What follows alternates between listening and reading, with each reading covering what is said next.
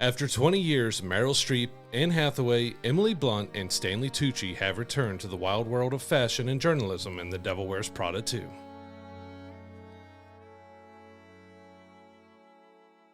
So we have the highly anticipated follow-up to The Devil Wears Prada, which wound up being a pretty big sleeper hit back in 2006. Had a lighter budget in Hollywood at the time, made a bunch of money, well over $350 million at the box office, and here we are 20 years later with kind of a fresh take on the world of fashion now. This one has, elements of fashion in it, but it's also heavily involved in kind of talking about the world of journalism as we're currently living in 2026, with a lot more stuff being moved away from print and more focused on digital stuff, and how just kind of the landscape of journalism overall in 2026 versus how it was even 20 years ago. And we get kind of this take on that and how important it is, while also dealing with, the fashion world and it being kind of the main driver of, the story here. And I'm excited, man, because you get just some absolutely phenomenal actors in this film. I mean, you put Meryl Streep in anything, it's going to be really good. Mm-hmm. Like, I just can't imagine anything she's ever done or ever will do that wouldn't be fantastic. She's phenomenal. She's 300-time Oscar nominated for a reason. It's a bit of an exaggeration, but it seems like she gets nominated for just about everything, and she is back in her role here as Miranda in this. And I gotta say, man, I had a lot of fun watching this one too. It's kind of crazy that it's been 20 years since the first one came out. You got to realize that Anne Hathaway was 23, Meryl Streep was 56, so definitely a lot of time has passed in that. And yeah, it was a huge hit back then that it did better than anybody ever thought it was going to be. It was one of those that, it's an original film that no one knows a lot about. You got a few young stars in Emily Blunt and Anne Hathaway, but you also got Stanley Tucci and Meryl Streep, but they just still weren't sure how it was going to go. And here we are 20 years later with the sequel. And I did have fun with it. I did enjoy it. I think, and I'm going to go ahead and start it off with this, I think I like the first one better than I did this one. I had a few issues with the story, just feeling a little lax. Like, they kind of repeated a lot of the same beats of the first one. It felt more of a fan service movie in a way. It was, okay, we know you love these actors in these roles, and we're just going to go back and have a little bit of fun with them again. And which is nothing fully wrong with that. Yeah. It just didn't give as much kind of meat to it as the first one did. I know we're not the target audience of a movie like this, and being in the fashion industry, so I have no fashion sense and everything else in there. Right. But I really enjoyed the first one because it gave you that look of, you've got a young girl, Andy, who's trying to make her way in journalism, and she sees this job at Runway being just kind of a gateway to something else, but she learns just how hard and bitter the fashion industry, but also being in media and everything else can be, and she learned a pretty valuable lesson from that, and I feel like it left some of that just kind of there at the end. Like, the ending of Devil Wears Prada 1 had a decent, solid ending between Andy and Miranda, and this one kind of just throws it. It's funny, but they kind of just throw it away because Miranda doesn't remember her. So they kind of, in a way, like, I think she does, but she doesn't. Mm-hmm. And it was funny in ways, but it also just kind of was a little lackluster of where you left it there, and they didn't really fully build off of it until, like, the very, very end of the film. But yeah, you got Andy, whose last 20 years has been a journalist. She gets laid off at the beginning of the movie, and she doesn't know what she's going to do, and then we'll find out that Runway's in trouble. They put out an article about a company that has sweatshops, so they're under fire, so they need a new editor who can turn things around. And, well, Andy comes back to Runway to try to save the day, and it just goes kind of off the rails from there. Yeah, I mean, it is kind of tongue-in-cheek about Miranda not remembering her. Yeah. Like, it's kind of very on brand for Miranda to be that way in her interactions with people, and, her rugged, tough exterior when, deep down she's a bit of a softie too. But, you kind of lean into that. And I kind of see your point too, is it feels a little bit like a repeat fan service for people who love the first one. And I think that's kind of the point. Like, you get some of that same charm and humor and stuff just a little bit more modernized and updated now, with it being, 20 years later. And, I didn't let that really take away my enjoyment of the film. Like, it's not without its issues. Like you said, the story's a little bit thinner, but a lot of the heart in the story is still there. It's still very, very funny. I love the relationship between Andy and Stanley Tucci's character. I'm forgetting his name. I'm already blanking. Oh, Nigel. I've really enjoyed Stanley Tucci in both of these films. He's just fantastic in this. I love their dynamic there. I love the relationship between Emily and Andy too. The kind of friends, frenemies, enemies, frenemies, kind of back and forth on what they are throughout the whole movie too. Like it's just a fun time, man. It was one that I think I kind of needed to go see, just with all the craziness of everything going on. Mm-hmm. It was just kind of just to go and enjoy and just have some laughs and enjoy a good movie. Like, I'm not heavily involved in the fashion world at all either. Like like you said, we're not really the target demographic for this, but it's still a fun movie. It had good times with it, and I love the wittiness in the writing. I think the dialogue was done really well in this, like it was in the previous one too. And I just have like not a whole lot of notes outside of like it being a little lighter narrative wise. There's some people that felt a little out of place in this movie, and I know you want to talk about that when we get to it, or we could do it now. But there were definitely a couple of characters that felt a little out of place and a little missing on some of the story beats that were present throughout this film. But yeah, it was definitely lacking in some areas. And I do feel like I'm going to be a little more critical than you are on it. Like, I enjoyed it, but it was just the characters. It's been 20 years since I did the film. There's not a whole lot of new depth to these characters at all. Like, Emily probably has the biggest amount of change, even though she's still kind of a side character in here. Like, most of it revolves around Andy and Miranda and Nigel, which I did wanted to see a little bit more at, because I love Stanley Tucci as Nigel.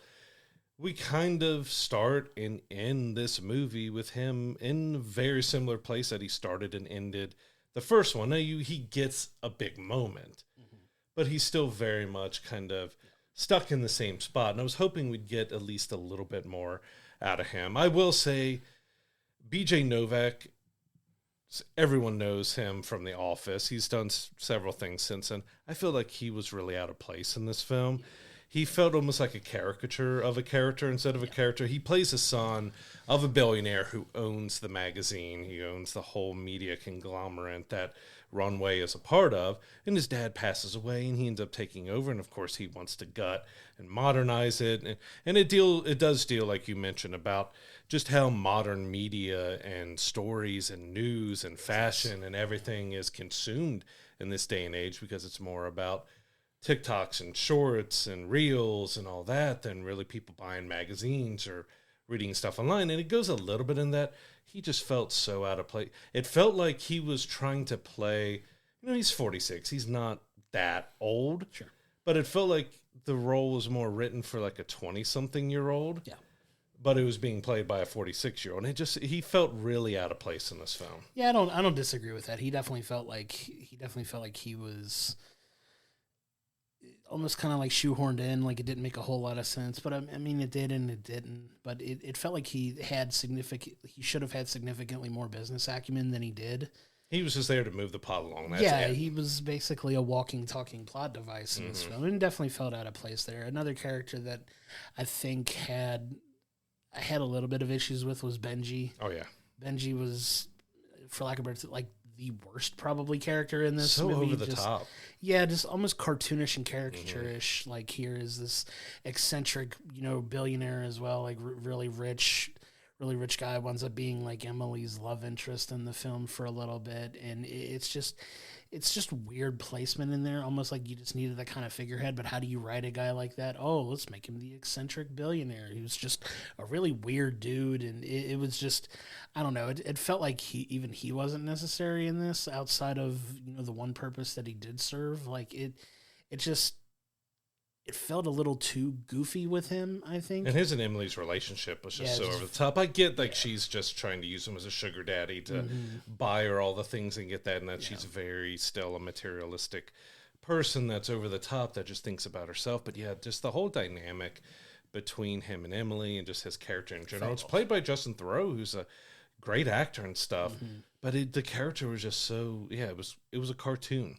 when you were watching him. Yeah, it felt so out of place with that. But I mean, the through line, I love Anne Hathaway's performance in this again. I think she's awesome as Andy in this, and Emily Blunt is phenomenal as well, doing her thing. But it's Meryl Streep. Like you get Miranda here being Miranda, and kind of to the point where she's still kind of that rough, gritty Miranda that but you see it kind of peel back the layers on her a little bit here, and you get a little bit more insight. Like she's fighting to get this position that she's promised to get, and everybody's trying to help her out, or just still has that fear of her in some cases, but you get it a little bit more modernized now. And I thought it was kind of funny how they played that up, like she's a little bit older but she's a little less PC, and they have a lot of times telling her like, you can't say that, like you can't do this, you can't, which is very funny considering how, if you want to evolve a character like that 20 years into the future with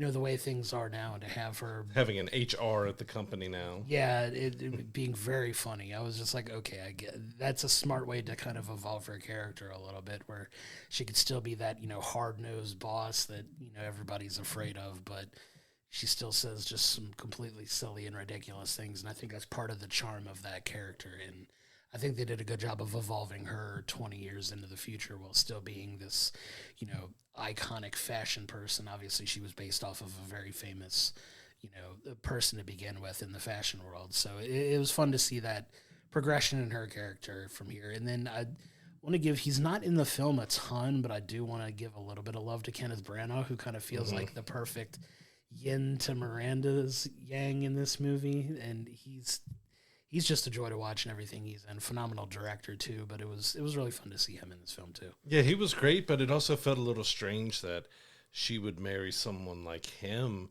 knowing her personality and how big and over the top and demanding she is. But you do get to see a little bit more on the softer side, but he is definitely a good guy, a softer personality, a softer kind of voice of reason, and that was kind of his main role in the movie, was kind of be that little extra voice of reason, because like you get her twins from the first movie mentioned once, and they don't ever appear. You get a ton of cameos though, from the fashion industry to sports and music. There are a ton of well-known faces and names, and probably even more for those who are much more into fashion and modeling and everything else to know all the different models and stuff that they use in there. So they jam-packed it with some extra special guest stars, even some that only appeared by name, but it was kind of funny to have that kind of line in there. I'm curious why they didn't actually get him to show up in the film, because I would assume he would have done it if they would have asked him, but maybe he was too busy with a Doomsday movie coming up to be able to film that. So, but that's the thing about it. Like, I'm being very nitpicky on stuff, because after 20 years and being a sequel to something that actually had a good message and, was navigating through, showing you the hardships of, even just women coming into a business like the fashion industry and trying to follow your own dreams while navigating different parts of your life and what you have to give up sometimes for your career and how you balance that. And this one felt a little bit more, I don't know, it was much more satire in the first one. This one was just kind of like, we're just going to move through really quickly, and we're not going to go too deep really in any of our messages, even though Andy tries to hammer home just how much reporting and journalism really mean to stuff. It doesn't really get that overly deep, as more the messages were in the first film. So it's kind of a little more superficial than the first one was with it. But there was plenty to enjoy in here. There was kind of a character. He was fun when we got him in it, but he was also kind of another throwaway in this. As we find out Andy and her ex or boyfriend, whatever, because it kind of left at the end of Devil Wears Prada that her, and I believe it was Nate was his name, they kind of reconciled, and he was hinting that she could come to Boston with him, but she got the job at the New York newspaper. You weren't sure exactly what he has. Absolutely, and this is a little bit of spoilers, but it's been out there with the film. He's nowhere to be seen. You just find that the last 20 years she's got no boyfriend, no husband, no kids, no anything. She's just kind of been working on her career. And they bring up and have her do another relationship in this film, but it just kind of, it's another kind of superficial. Like, he's just there to move a couple plot points along, and then he disappears. I really like the actor. Like, he was really fun to deal with in there, and they had some good chemistry when they first met. But after that first meeting, it was just kind of, all right, we're in a relationship. This is how it's going to be. Oh, well, Andy kind of falls in that same trap that she was in the first one about how she's balancing work and a personal life, and then he disappears until the end of the movie. Yeah, it felt kind of like like they wanted to beef it up a little bit by throwing that in there, I think, but it was okay with that. It could have been left out. Yeah, it could have been, but I get it. I get what they were trying to do with him in it. But at the end of the day, I don't know, man. I can't. The first movie I never took super seriously either. Oh, you're not really supposed to. Yeah, and this one's kind of got me in the same headspace with it. Like, I don't take the film that seriously. I think it's a fun movie. It's a good time. The messaging is fine. Like, I get the importance of journalism and how important it is, and media and all the things like that. That, it's a very heavy commentary on, how journalism has changed in the last 20 years, and that's kind of the big message that you get throughout this film, and everything else is kind of just built around that message. Where even 20 years ago, you still had heavily in rotation magazines and print media and things like that, where everything is 99.9% digital now. When was the last time any of you recall going and seeing a magazine rack at a grocery store or at a place like that? Other than it being tabloids. Yeah, you really just don't see anything really. And it's funny you mention that, because I don't even notice that anymore. Yeah, it's they're definitely down a lot more. It's so significantly scaled down to this point, and that's kind of the point where, they talk about how, like, it's okay, like, these are all important things you're writing about, but is it drawing eyeballs to us? Is it getting clicks? Is it getting views? And it's kind of, the whole commentary beyond that. Like we get, the whole thing was like, we get it, you're super talented as a writer, but does anybody care outside of other journalists that you're telling these stories? Like, can you do it in a way that draws engagement, that draws, people to our product? And that's very much how businesses operate now. It's all about engagement. It's all about, those types of things, which is unfortunate, but that's the reality of the time we're living in now. Everything is so, it's easy to say we live in kind of like this microwave society where you get your information, and attention spans are so short that people aren't hyper focusing on things more than for like 30 seconds before they move on to the next thing. Like, how often do people spend on their, like, to get off on too much of a tangent, but how often do people spend time on their day just scrolling through their phone and kind of just rolling past stuff, and just how much stuff do you remember that you just gloss past, or you mean to come back to it and you never do? Like, it's a hard thing to keep people's attention, and I think that was probably the strongest point of the film, was kind of hammering that point home. Yeah, and like mentioning The Office with BJ Novak being in the film, the paper, the spinoff that they did, is very much dealing with things in the same space of just how newspapers and magazines and those type of things are trying to survive in this world. And yeah, it used to be about how many you can sell and how many are flying off the newsstand. Now it's, yeah, all right, well, are you getting views, but are advertisements getting clicked? Is the Reels and TikToks and, YouTube shorts and all those being viewed? Are you getting this? Are you getting any moment? Like, there's so much analytical data out there, which is good, but it's also a bad thing, because you get media at a certain level that if you're not doing these type of numbers, then it's not good and it's not what you want, because you have to have those advertising views, and you have to have the clicks, and you have to have that. And even like they deal with in the movie that there's some fallout of that story being ran with the company that has the sweatshops, that they have to go over to one of their biggest advertisers, Dior, whereas Emily is working at, and they have to kind of beg to like just smooth things over. And she's, well, we're going to get a 3-page spread, and you're going to do this, and you're going to do that. And it's all about money. It's how much eyes that you can give on our products for us. And it's all about that, managing something like a magazine in a modern world, which is a very tough thing to do right now, because the media landscape it is crazy to see how much it's changed in 20 years. Like, you don't think of, I mean, 20 years is a significant amount of time, Yeah.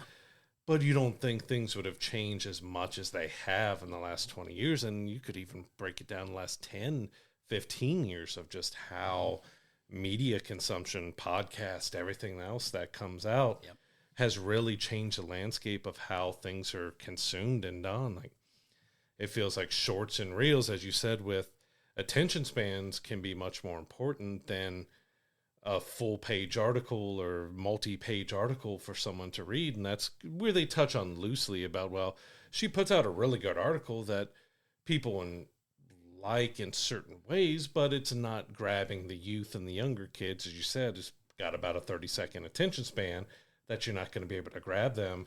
And it deals with that in a decent way. Like, it kind of just, it does it with one or two things and just kind of moves on. Like, all right, well, we got another article and we got this. Well, you know, I've got this where this is this interview that I'm doing, but I also have to do something about this stuff I don't care about just because that's what's going to get the advertisement clicks. And you see that with a lot of media spaces anymore. Like, you can try to do the hard hitting stuff, but you got to have those fluff pieces that'll get the younger generation interested. Yeah. It's a hard line to walk anymore. Like, it's really difficult. And that's why you see, you know, so many different media spaces just, you know, going out of business or reducing staff or doing this, that, and the other. And just, you see so many stories of just, you know, workforces laying off their people. And it's not just a media thing. It's like all over the world in all kinds of different industries that, you know, people are kind of minimizing that. And it's a through line kind of towards the back half of the film where they're worried about the staff being reduced and the extremes that they have to do to kind of prevent that from happening. Like, they take that very real situation here. Even touching lightly on AI as well. And it's a lot of different things kind of get thrown into the pot here to talk about and get touched on, whether it's briefly or a little bit more. But yeah, like the whole downsizing of the workforce and everybody being scared to lose their jobs. That's a very real commentary that people have these days. Like, nobody feels like they're as secure as they maybe once were or could have been. And it's a very uncertain and kind of, like, if you really put a lot of thought into it, a really terrifying time where you're like, at any point, can I lose my job? Am I replaceable? Am I this? Am I that? Am I just a number? Like, it's a very terrifying thing to think of. And you know, I think they did their best with the narrative they were trying to tell without getting super, super deep into it. But it was definitely something that they addressed, and I appreciate them at least shining a little bit of a light on it and kind of making that relatable for an audience, for people that, you know, that is at the forefront of a lot of people's minds these days, where you see like all the, how many times have we talked about, you know, even back when we were doing news on this podcast, where we were talking about companies laying off 10, 20, 30% of their workforce. I mean, we don't really talk about news anymore on here, but you had the Marvel studio, which is one of the biggest movie studios in the world, laying off a big Disney laid off 1,000, a lot of it was from Marvel. It's crazy times that we live in, and I'm glad they at least, you know, shone a little bit of a light on a situation like that in the film like this. So I at least give them kudos for doing that. Yeah, because it's always like the first one is very much satire. This one is very much satire. I just feel like they had a little bit more meat on the bones on the first one than they did with this, about just the message they were trying to get across. Because it did feel like it moved very... I don't think the pacing was bad, but it did move kind of from one set piece to another, and you didn't sit in things as much. Because, I mean, you had in the first film that the two assistants were really important to Miranda's everyday life and everything else. That was Emily and Andy. And you got two more, which she had a couple fun bits with them, but they felt very much less important than the entire movie was about them in the first film, and now they're just kind of a side piece because Andy's back. Like, it's definitely the Andy, Miranda, and Nigel show, which they were the core heart of the first one, and they're the core heart of this one. Emily Blunt was great as Emily in the first one and the second one here, but she has been kind of that side role. I think she got a lot less in this movie. Even though she did great with what she had a whole lot less to work with other than just being the over-the-top. Because, I mean, you got a twist about halfway, a little bit towards the end of the movie, but you kind of saw it coming and expected it to happen because of how she was kind of acting throughout the film in there. And yeah, the last thing I want to nitpick at, and this is a little bit of a spoiler for the movie, I'm not going deep into it, but as being satire and they're trying to dive into, and this is probably satire as well of why they did it this way. But the movie revolves around a billionaire trying to just kind of unravel everything that they're trying to do. And the savior in the end was another billionaire. Mm-hmm. So it was kind of like, I get that they're probably poking fun at that aspect. But when you try to end a happy ending after going through that a billionaire is just kind of breaking up everything that they've worked on for so many years and it's saved by another billionaire, it's like, it just kind of felt a little... Yeah, you could have done something a little stronger than having a billionaire save you from another billionaire. Yeah, I mean, they kind of teased that it was going that way at the beginning of the movie anyway, so it wasn't like a huge shock or anything, but it is a little ironic too. It's like, oh, it's not the evil billionaire that's gonna make these decisions. It's the good one. It's the good billionaire that we all like, and we feel good about it. Oh boy. In this day and age of how many people are feeling like, are there any good billionaires out there? Right, and the irony is not lost on me. But yeah. And I figured they were doing it ironically in that way, but it also just made the story feel a little, hey, we got somewhat of a happy ending at the end, but did we really? I have to go back a little bit on your pointing out of the assistants and their little bit less importance to this film, to just one line that I thought was just absolutely crazy that they included was, Miranda's looking for her one main assistant who's kind of like the Emily of this movie, and when Andy was doing a decent amount of, and still wound up doing in this movie, but her actual assistant, like, she couldn't find her, and she was like, oh dear, did she get human trafficked, which was just absolutely crazy. But just talking a little bit, kind of coming back to the point of like her saying inappropriate things and things like that, it was like, as soon as you mentioned the assistants, I don't know why that line stuck out in my head the most. I was just like,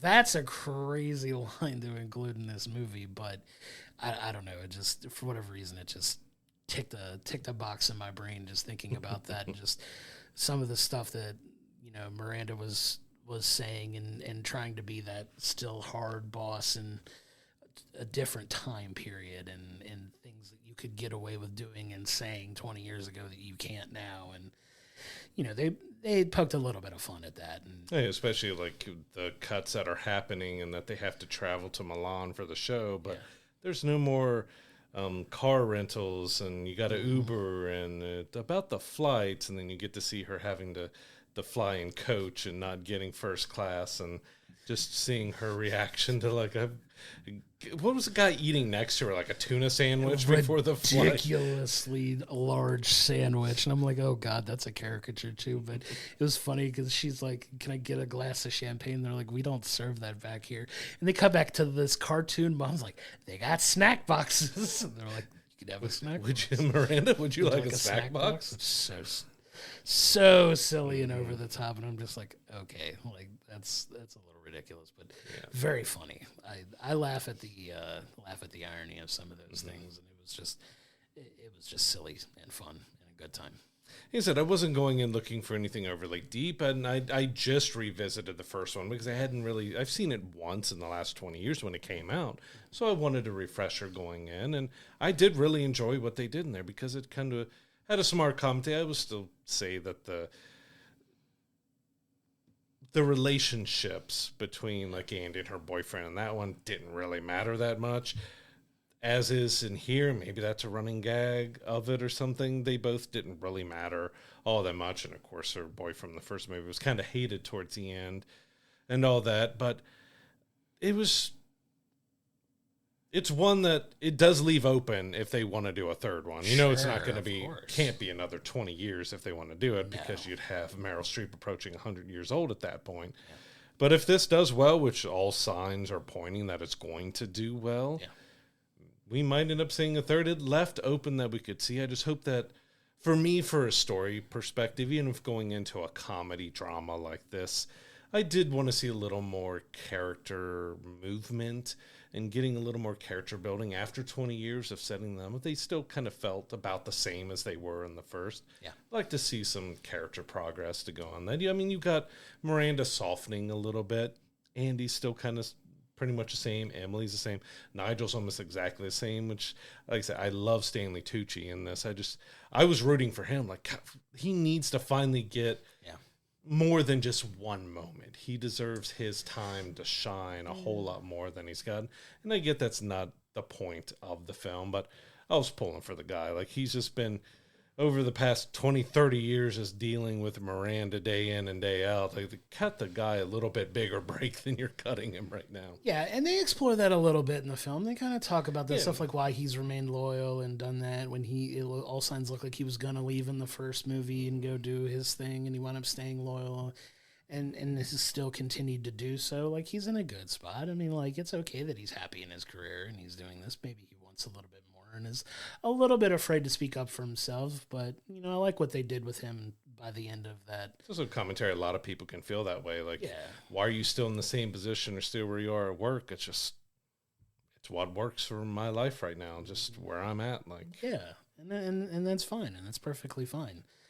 And I love him as an actor anyway. And he's just so good. And they get some really good Andy and Nigel moments. They have such a great chemistry. They're incredibly, their chemistry together is on screen is just insanely good. And it's, in my opinion, my favorite part of the movie is that relationship that they have, because, you know, you see like he's like the father figure looking out for her kind of thing. And it was fun to see that dynamic play off between those two. That was probably my favorite part of the movie, if I'm being honest. Yeah, and Nigel and Miranda have, because he can get that little bit of snark with her without going too far on things and trying to put her in her place a little bit, but also at the same time, like, oh, well, you'll enjoy this instead or that, or you'll do this. And yeah, it was, like I said, I've been very critical and nitpicky of it just because I just rewatched it first when I felt like it was a bit stronger. It's not a bad movie by any means. Yeah. It is a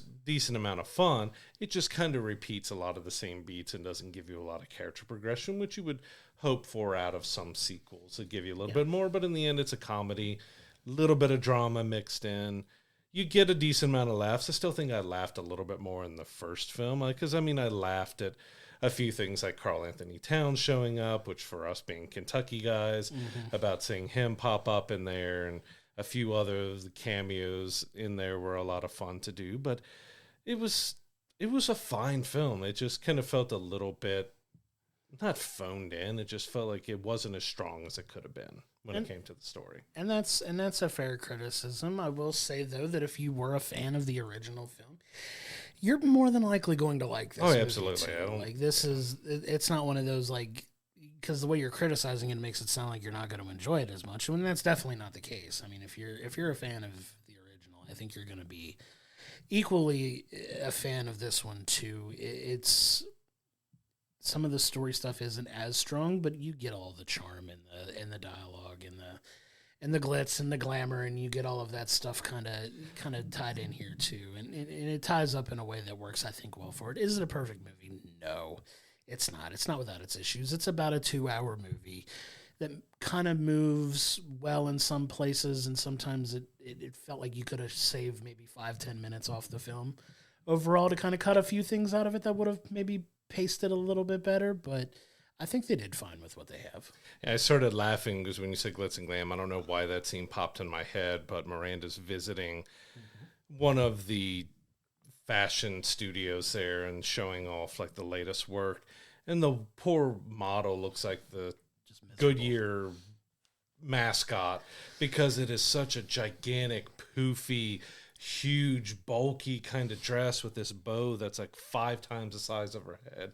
And she just looks so miserable in there. And it just made me laugh because it does poke fun of that aspect of fashion as well. Like, there can be some really good looking dresses and outfits and everything else. And then you get the absolute ridiculous over the top. Where in the world, how in the world did you come up that you're looking like you're wearing garbage bags of just junk around you. It pokes a lot of fun at the pretentiousness of a lot of it, too. That, you know, most of us who could never in a million years afford these things, nor probably fit in these outfits and ensembles and things of that nature. Like, it's fun to kind of poke fun at a lot of the pretentiousness of it, too.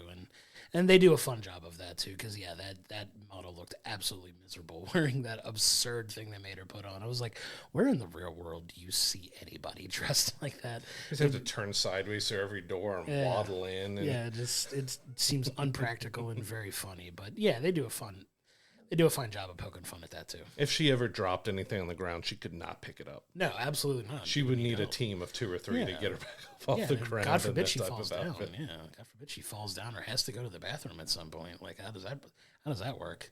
Like, I don't know, but it's very silly. But like you said, that's a world I am not very heavily involved in for good reason. So.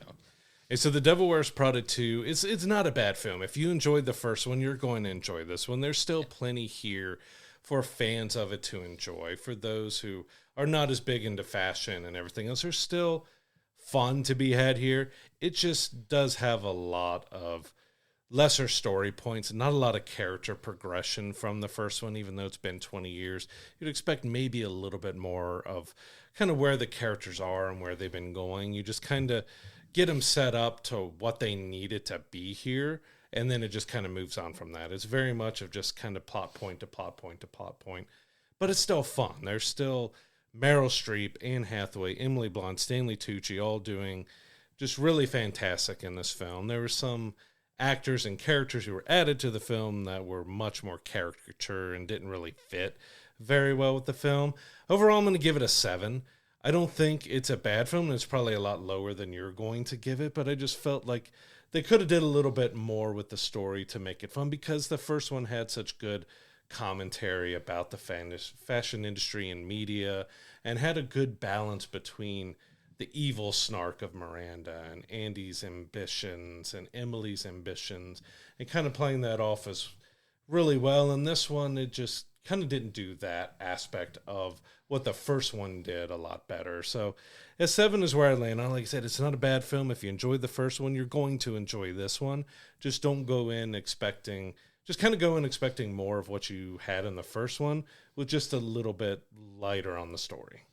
Yeah, and honestly, I'm giving it an 8. I'm giving it a solid 8. It's not without its issues, sure, but you get a lot of the same charm. The emphasis on fashion is still there, but they're telling a little bit more of a journalism story in this. And the commentary on that, I think, is done fine.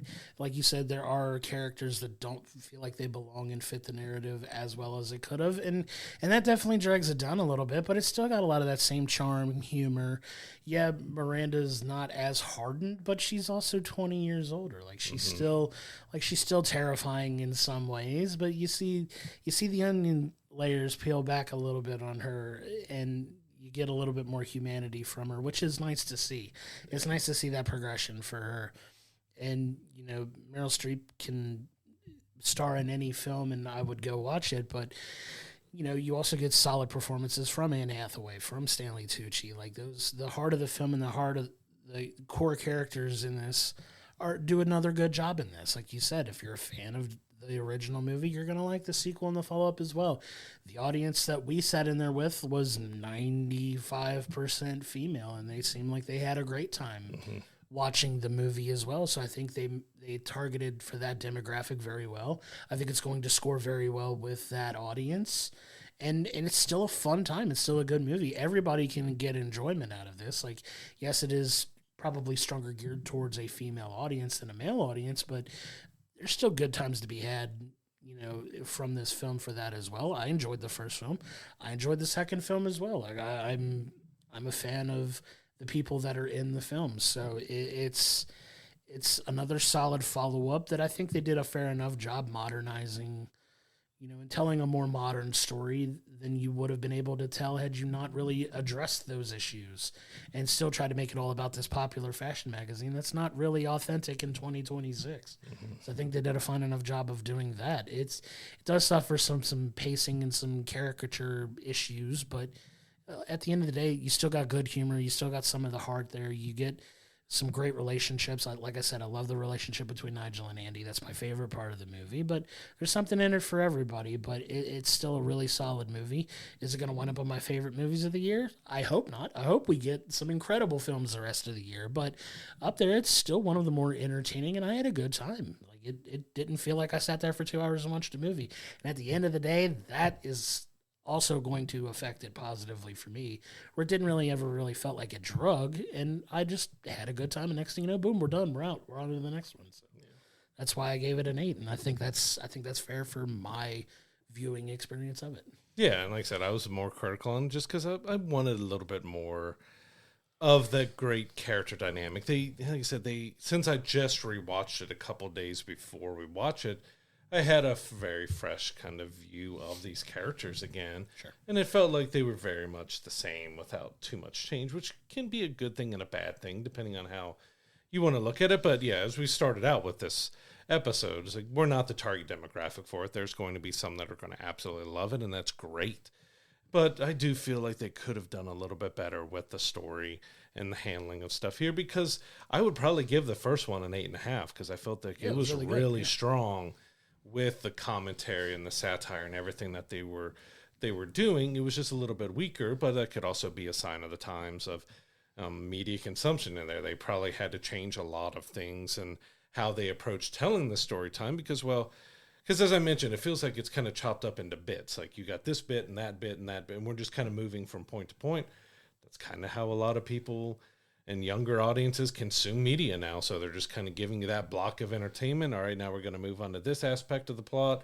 All right, now we'll move on to this and that, and then we're done in 2 hours. Like it didn't really drag. There was some stuff I say that you could probably cut the relationship with Anne Hathaway's Andy's new boyfriend in here. Even though I like the guy, you didn't give enough of that for it to really matter to the story all that much. With that. Yeah, but it was kind of that. Like there was just some stuff that they did do that you probably could have done without, and other stuff that you could have made stronger. I said, Justin Theroux's a good actor. His Benji was just really strange, over the top.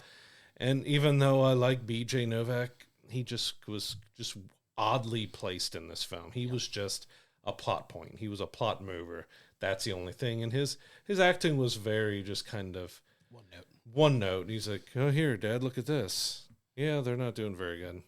It's felt like, it really does feel like that character's meant to be 20-something instead of pushing 50. Right. And that if they would have went younger with that role, it probably would have worked a little bit better than it did. Yeah, I don't disagree with that at all. Those are all fair points. I think at the end of the day, we just got a solid film that, is a solid follow-up to what wound up becoming a sleeper hit. Like we said at the beginning, like this movie did so much better than people anticipated. I know a lot of people are really anxious, really excited to see this. Like this falls in a really good time where, the box office is really going to start picking up in the coming weeks and months as we get into the summer. And this is kind of another good jumping point into what is hopefully a very strong movie going season. And I think this one's going to do just fine on its own too. We'll see what the final box numbers are, but I'm interested. I'm really interested to see how it did. Our showing was pretty full. Like it did very well. And I'm happy to see that. I'm happy to see people going out and still seeing and supporting movies. Like we got some fun ones coming up in the next couple of weeks that I'm very excited for as well. But this was a good one. I had a good time watching it. Yeah, as we said in the end, if you enjoyed the first Devil Wears Prada, you're going to have fun with this one. Like it says, it all depends, and even what we talked about with our last review, it all really depends of what you're looking for out of it. I came in, after just watching the first one again, wanting a little bit more depth to these characters, and didn't fully get it, but it was still fun. There were still laughs to be had. There were still some great moments between Andy and Nigel and Miranda having her point of trying to have someone like that exist in the modern world was quite a bit of fun to have. It's had a few more story issues, but overall it was still fun. The Devil Wears Prada 2 is in theaters right now. And if you like the first one, go check this out, because more than likely you're going to have a pretty good time with it.